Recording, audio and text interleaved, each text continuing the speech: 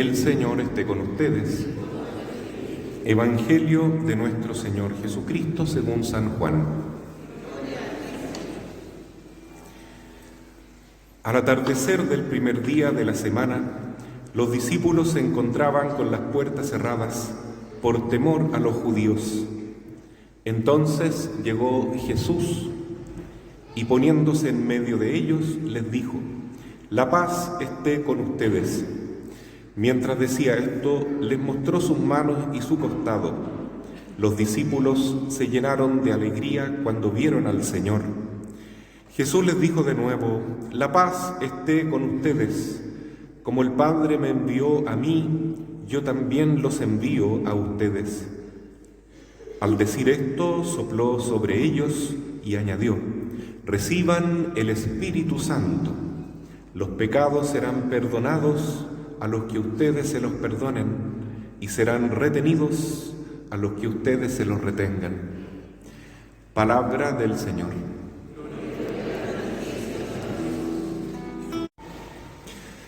Celebramos hoy la fiesta de Pentecostés, en realidad una solemnidad, una de las más importantes para la Iglesia, para nuestra fe, porque en esta oportunidad, no son muchas, podemos adorar al Espíritu Santo de Dios, que es la tercera persona de la Santísima Trinidad.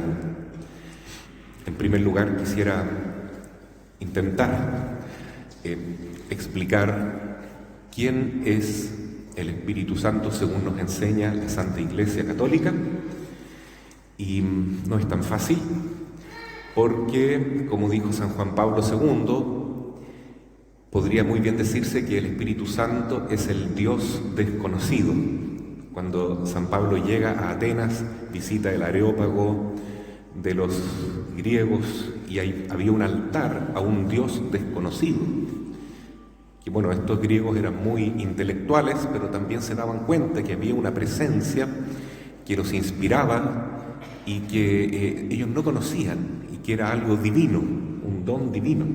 Entonces le llamaron el Dios desconocido. Y a pesar de que Jesús nos reveló quién es Dios, que Dios es uno, Padre, Hijo y Espíritu Santo, tres personas distintas también, es un poco difícil comprender quién es el Espíritu Santo. El Padre, bueno, todos hemos tenido la experiencia del Padre, un papá, sabemos qué es un papá.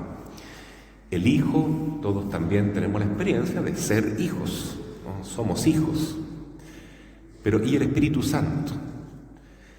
Bueno, en Pentecostés aparece el Espíritu Santo como un viento impetuoso, ¿no? Algo un poco parecido a lo que dice el Evangelio hoy, en que se produjo el primer Pentecostés pequeñito, cuando Cristo resucita y el primer día, en su primera aparición, se muestra en este cenáculo a los apóstoles que estaban todavía muy traumatizados con la muerte de Jesús. Ahora se muestra resucitado, les muestra sus llagas, tal como tenemos esta bellísima imagen de la Divina Misericordia, y Jesús dice: «Reciban el Espíritu Santo», y sopla sobre ellos. Ese es el primer Pentecostés, el primer día de la resurrección. Y hoy también la Iglesia coloca esa misma lectura, porque lo que ocurre en Pentecostés, el gran Pentecostés, es también un soplo de Dios, un viento impetuoso que sucede en el cenáculo, donde ahora no solo están los apóstoles reunidos, sino también se dice que está la Santísima Virgen. Entonces son apóstoles, discípulos y discípulas. Bueno, el Espíritu Santo entonces como un viento impetuoso, también una llama, una lengua de fuego que se posa en la cabeza de cada uno de ellos. Tal vez, queridos hermanos, el signo más hermoso y más patente del Espíritu Santo es, dentro de ese ambiente, algo que poco se ha dicho, ¿no? Pero yo creo que es muy razonable. El signo más hermoso y más visible del Espíritu Santo es la Santísima Virgen María. Es decir, viendo esta presencia materna, porque Jesús la dejó a cargo de la Iglesia, como madre de la Iglesia, vemos qué significa el Espíritu Santo. Es una presencia amorosa y maternal. Bueno, la Iglesia dice, no la Iglesia, la Biblia, y la Iglesia lo repite, que estamos hechos a imagen y semejanza de Dios. Génesis capítulo 1. Y cuando Dios crea al hombre, lo crea de una manera familiar, ¿cierto? Porque dice Dios, hagamos al hombre, es decir, el Padre y el Hijo y el Espíritu Santo dicen hagamos. Y Dios crea al hombre, lo crea hombre y mujer, a imagen y semejanza de Dios. Entonces quiere decir que viendo al ser humano como Dios nos ha creado, podemos ver en un espejo la imagen de Dios, como en Dios. En Dios está este principio masculino, paternal, el Padre, está el Hijo, porque Dios también le pide a Adán y Eva, más que le pide, les manda, les dice, tengan hijos, multiplíquense, llenen la tierra. Y además está la mujer que es la compañera, la ayuda adecuada, dice la Biblia, de Adán, llamada a ser un complemento perfecto para así ambos, marido y mujer, conformando una familia unida con los hijos, manifiesten lo que es Dios, es decir, una familia, porque Dios es tres personas distintas, reitero, Padre, Hijo y Espíritu Santo, pero una unidad, un solo Dios. Entonces vemos en la familia que la mamá tiene una misión y una forma de representar, aunque no se dé cuenta, bellísimo, al Espíritu Santo de Dios. Es el amor dentro de la familia. Es la que une, es la que congrega. Por eso Jesús permitió que la Santísima Virgen esté presente en el cenáculo como madre de la Iglesia. Y el Espíritu Santo, cuando llega sobre los apóstoles, primero se posa y habita totalmente en el alma de María. María Inmaculada es entonces la medianera de todas las gracias, porque en ella se contiene como tabernáculo vivo toda la presencia de esta tercera persona de la Santísima Trinidad, el Espíritu Santo de Dios, que se derrama a partir de ella a raudales en los apóstoles y también en toda la Iglesia. Cuando recibimos nosotros los sacramentos en la Iglesia, estamos recibiendo siempre el Espíritu Santo. Y nada podemos hacer sin el Espíritu Santo de Dios. Como decía la segunda lectura que escuchamos hoy de San Pablo a los Corintios, nadie puede decir siquiera Jesús es el Señor si no tiene el Espíritu Santo. Y es verdad, antes de Pentecostés, los apóstoles, a pesar de que habían visto a Jesús resucitado, seguían con miedo, seguían con temor, seguían con complejos, con angustias, y no podían, estaban como muertos, así, estaban totalmente estáticos, ¿no? Encerrados en cuatro paredes. Ahora con el Espíritu Santo la Iglesia se aviva y irrumpe hacia afuera con esa inmensa plenitud de amor, de sabiduría, y comienza la evangelización en todo el mundo. Entonces, sin el Espíritu Santo no podemos hacer nada. Ahora, nosotros somos creados, queridos hermanos, a imagen y semejanza de Dios, porque también somos espirituales, somos seres espirituales. Hay algo como que lo que tienen los ángeles, que son espíritus, también nosotros somos espirituales. ¿Y qué pueden hacer los espíritus? Primero que nada, los espíritus son personas. Y las personas pueden conocen y además tienen voluntad, pueden querer, pueden amar. Entonces, si estamos hechos a imagen y semejanza de Dios, es porque Dios también es espíritu, ¿no? Y como Dios es espíritu, Dios se conoce a sí mismo.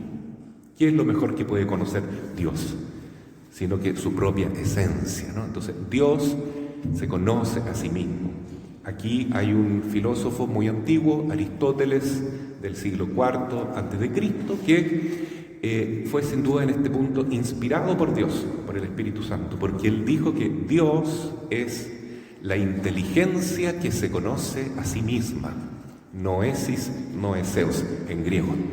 Y es verdad, porque Dios es inteligencia, es espíritu puro, y cuando se conoce a sí mismo es un conocimiento tan perfecto, tan hermoso, tan divino, que es Dios mismo. Y ese fruto del conocimiento, ese concepto que Dios tiene de sí mismo, es la segunda persona de la Santísima Trinidad, es el Verbo de Dios. Por eso le llama la Biblia la palabra de Dios, ¿cierto? Entonces el Padre, la inteligencia que se conoce a sí mismo, y el Hijo es el fruto de ese conocimiento. Bueno, pero Dios no es solamente inteligencia, hermanos. Dios no es solamente intelectual. Dios también tiene voluntad. Dios es capaz de amar. En Dios hay libertad. En Dios hay un fuego, una fuerza impetuosa que nosotros llamamos amor. Inclusive, la Biblia señala que el mejor nombre para definir a Dios es amor. Primera de Juan, capítulo 4, versículo 8. Dios es amor. ¿Qué significa eso? Que cuando uno conoce algo que es muy hermoso, que es muy bueno, entonces uno lo quiere, por supuesto. Uno conoce algo y es imposible no quererlo si aquello o aquella persona es buena. Por tanto, Dios Padre conoce a su Hijo, que es el conocimiento de sí mismo. El Hijo conoce al Padre y ahí brota un amor tan grande, ¿no? Una fuerza impetuosa, tan inmensa, que ahí procede una tercera persona, que es el Espíritu Santo de Dios. El Espíritu Santo entonces es el amor, ese deseo, esa felicidad profunda, ese gozo de estar con el ser amado que está en Dios mismo. Es divino y es otra persona distinta al Padre, distinta al Hijo. Es amor puro. Y este Espíritu Santo es el que irrumpe también en la creación y le da vida y ser a todas las cosas, ¿no? Dios crea todo a través de su palabra, el Hijo, pero con la fuerza, con el amor y la sabiduría del Espíritu Santo.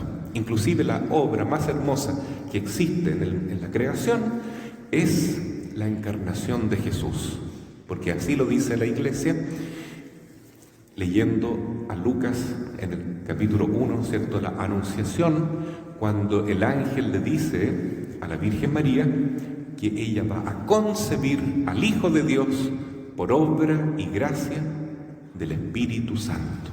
El Espíritu Santo entonces es el que hace que el Hijo de Dios tome carne humana y se haga humano, hombre como nosotros.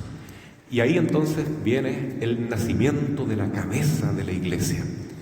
Y en Pentecostés, la fiesta que celebramos hoy, ya no es la cabeza la que nace, la que se engendra, sino que es el cuerpo de la Iglesia, el cuerpo místico de Cristo, nosotros. También el cuerpo de Cristo, la Iglesia, nace, se engendra por obra y gracia del Espíritu Santo. Por eso es tan importante Pentecostés, porque con el Espíritu Santo de Dios todos formamos parte de la Iglesia. Recién ahí, cuando recibimos el Espíritu Santo, en el bautismo principalmente, podemos decir: yo pertenezco a Cristo, soy un miembro del cuerpo de Cristo. Y esto solamente se puede con el Espíritu Santo, que es como el alma que reúne todas las partes del cuerpo, ¿no? La cabeza con el cuerpo, y cada parte del cuerpo vive porque tiene alma, porque tiene espíritu, y este es el Espíritu Santo, que está presente en todos nosotros. Y así como en la Anunciación hay una mamá que recibe el Espíritu Santo y entonces recibe este Hijo, engendra, ella como madre, engendra al Hijo de Dios en su seno, también ella, la misma madre, la Virgen María, es la madre de la Iglesia. Y esta iglesia nace en este día, en Pentecostés. A partir de Pentecostés, el Espíritu Santo está presente en la comunidad cristiana y se va expandiendo por todo el mundo hasta llegar a nosotros hoy día, en el siglo XXI, que estamos reunidos aquí, nada más y nada menos, porque el Espíritu Santo habita en nosotros. Porque nadie puede decir, Padre nuestro que estás en el cielo, o Jesús es el Señor, o gloria al Padre y al Hijo y al Espíritu Santo, si no tenemos el Espíritu Santo. Entonces, este es realmente el don, la fiesta que estamos celebrando, queridos hermanos. Es este espíritu de amor, el amor de Dios que nos llena de gozo, que nos llena de alegría y de fuerza también para seguir cumpliendo la tarea de Jesús en la tierra, llevar el Evangelio a todas partes y seguir cumpliendo todas las tareas que tiene la iglesia, no solo en este templo, sino en el templo de la casa, en el hogar de cada uno de ustedes, porque cada casa nuestra está llamada a ser una iglesia doméstica. Y si invocamos al Espíritu Santo y el nombre de Jesús, entonces ahí se harán presentes ellos. Y si estamos con la Santísima Virgen, con mayor razón también, el Espíritu Santo vendrá a nosotros alegremente. Y esa es la misión que tenemos. Eso es lo que hace Jesús en nosotros cuando nos envía y nos hace recibir su Espíritu, y eso es lo que tenemos que hacer. Ir por todo el mundo y llevar el Evangelio. La misión de la Iglesia continúa y cada uno de nosotros ha de sentirse un misionero, un apóstol, un discípulo de Cristo, porque Él confía en nosotros. Nos ha llenado de dones, pero no para nosotros mismos, sino para compartirlos con los demás. Así sea. Amén.